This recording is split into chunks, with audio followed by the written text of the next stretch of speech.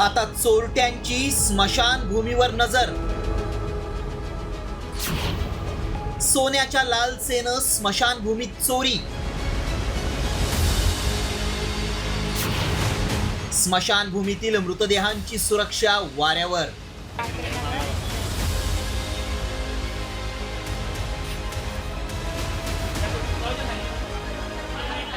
एकीकडे सोन्याचे भाव गगनाला भिडले.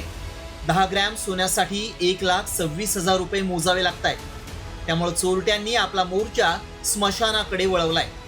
जळगाव मधल्या एका घटनेनं खळबळ उडाली आहे. स्मशानातील सोन्याच्या लालसेपोटी चोरट्यांनी थेट अस्थींची चोरी केली आहे.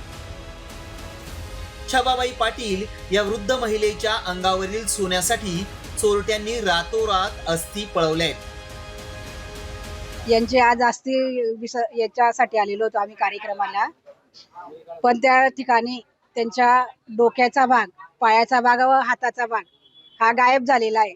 आम्हाला सोन्याशी काहीच घेणं देणं नाही, पण ते फक्त त्यांनी आस्ती द्यावा ही आमची भावनिक भावना आमची दुखवू नये हेच आमचं आहे.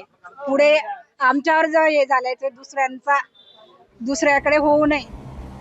दरम्यान या प्रकरणी पाटील कुटुंबीय आणि आमदार सुरेश भोळे यांनी महापालिकेवर संताप व्यक्त केलाय. या घटनेनंतर स्मशानभूमीत तात्काळ सीसीटीव्ही कॅमेरे बसवून सुरक्षा रक्षक नेमावेत अशी मागणी नागरिकांकडून करण्यात येते.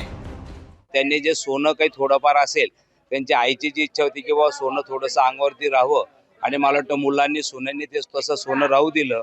आणि त्या ठेवत असताना, अंत्यविधी होत असताना मला वाटतं कोणीतरी कावळ्यांची नजर त्याच्यावरती राहिली आणि ही घटना घडलेली. की माणसाच्या जन्मापासून ते मृत्यूपर्यंत सर्व जबाबदाऱ्या आपल्याला पार पाडायच्या असतात, परंतु अत्यंत बेजबाबदारपणे जळगाव शहर महानगरपालिका या जळगावमधील नागरिकांसाठी वागते. आणि म्हणून या निमित्ताने आता यानंतर आमच्या आईसारख्या अस्थी त्या कोणाच्या चोरी होऊ नये म्हणून या ठिकाणी एक सुरक्षा भिंत, सुरक्षा रक्षक आणि सुरक्षेच्या दृष्टीने या ठिकाणी सीसी कॅमेरे 24 तासाच्या आत लावावे. जळगावच्या घटनेनं पुन्हा एकदा स्मशानातल्या सोन्याच्या चोरीचा मुद्दा समोर आलाय.